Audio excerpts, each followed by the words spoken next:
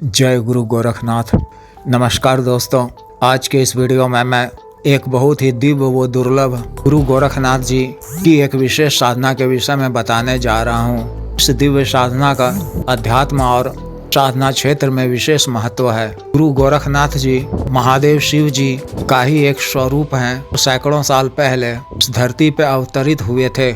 उच्च आध्यात्मिक उन्नति प्राप्त करने व साधना क्षेत्र में सफलता प्राप्ति के लिए गुरु गोरखनाथ जी की कृपा अत्यंत आवश्यक है। गुरु गोरखनाथ जी की असीम कृपा प्राप्ति हेतु प्रत्येक साधक या साधिका को गुरु गोरखनाथ जी की विशेष साधना नियम व विधि पूर्वक किलित मंत्रों के द्वारा अवश्य ही करनी चाहिए। साधना को सफलता पूर्वक करने से व्यक्ति को गुरु गोरखनाथ जी की असीम कृपा की प्राप्ति होती है। इस विशेष साधना को आप किसी भी शुभ तिथि मुहूर्त से, किसी पूर्णिमा तिथि से, होली या दीपावली की रात्रि से या शुक्ल पक्ष के किसी भी सोमवार से शुरू कर सकते हैं।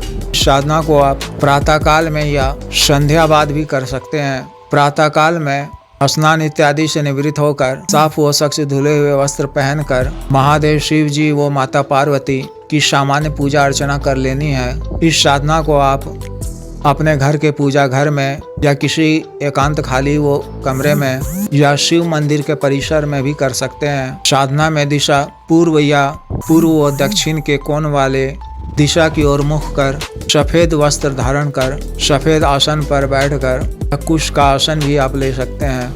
अपने सामने एक मिट्टी के नए दीपक में एक बाती वाला पड़ी हुई बाती का गाय के शुद्ध घी से दीपक को प्रज्वलित करना है। दीपक को अपने सामने कुछ दाईं तरफ रखना है और दीपक की लौ को अपनी तरफ। फिर सफेद या लाल गौमुखी में संस्कारित रुद्राक्ष की माला या श्वेतार्क की माला से गुरु मंत्र की एक माला का जप कर महादेव शिव जी के मंत्र की एक माला का जप करना है। फिर मूल मंत्र का जप 15 या 21 माला का जप 21 दिनों तक करना है। मंत्र जप के बाद वहीं आसन पर बैठे हुए ही 10 से 15 मिनट का ध्यान अवश्य करना है। फिर क्षमा याचना कर आसन से उठ जाना है। फिर 22वें दिन कुल मंत्र जप किए हुए संख्या का 10वां भाग का दशांश हवन करना है। 4 कोण वाले हवन कुंड में आम की लकड़ी से अग्नि प्रज्वलित करनी है। उसमें थोड़ी मात्रा में खैर की लकड़ी मिलानी है। खैर की लकड़ी उपलब्ध न होने पर थोड़ा सा सूखा कत्था मिलाना है। फिर सामान्य हवन सामग्री हुमाद, जौ, काला तिल, अक्षत, शहद इत्यादि में बेल के सूखे हुए गूदे को मिलाकर इसमें गाय का देसी घी मिलाना है। फिर अपने बाएं हाथ में रुद्राक्ष की माला को पकड़कर मंत्रों की गिनती करनी है और दाहिने हाथ से आहुति देनी है। आहुति देते समय मूल मंत्र के अंत में स्वाहा जोड़ना है। फिर कुल आहुति दिए गए मंत्रों की संख्या के 10वें भाग का तर्पण करना है। तर्पण गाय के कच्चे दूध में मिश्री और शहद मिलाकर करना है और तुलसी पत्र भी इसमें डालना है। तर्पण के लिए हवन कुंड के बगल में पीतल की एक कटोरी को रखकर चम्मच से उसमें ही तर्पण करना है और मूल मंत्र के अंत में तर्पयामी जोड़ना है। फिर कुल तर्पण किए गए मंत्रों की संख्या के 10वें भाग का मार्जन करना है। मार्जन के लिए मूल मंत्र के अंत में मर्यामी जोड़ना है और चम्मच से इस दूध वाले मिश्रण को अपने सर के ऊपर छिड़कना है हर बार।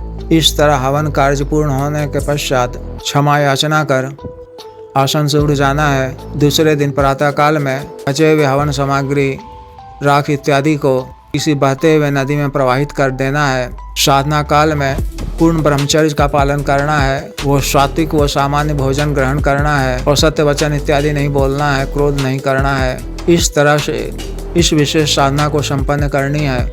इस तरह गुरु गोरखनाथ जी को प्रसन्न कर असीम कृपा की प्राप्ति की जाती है, जिससे आध्यात्मिक उन्नति, दिव्यता, साधना क्षेत्र में सफलता, नकारात्मक शक्तियों से रक्षा इत्यादि लाभ प्राप्त होते हैं। अतः जिस भी साधक या साधिका को यह विशेष साधना करनी हो वह दिए गए व्हाट्सएप नंबर पर या 8789548625 पर टेलीग्राम से मैसेज कर गुरु दीक्षा, मंत्र की दीक्षा, जागृत मंत्र व अन्य साधना सामग्री, ग्रह तंत्र, उच्चिष्ट गणपति तंत्र, श्री भैरव तंत्र, महामृत्युंजय तंत्र इत्यादि प्राप्त कर सकते हैं वो सफल वशीकरण, शत्रुदंड इत्यादि कार्य के लिए भी संपर्क कर सकते हैं।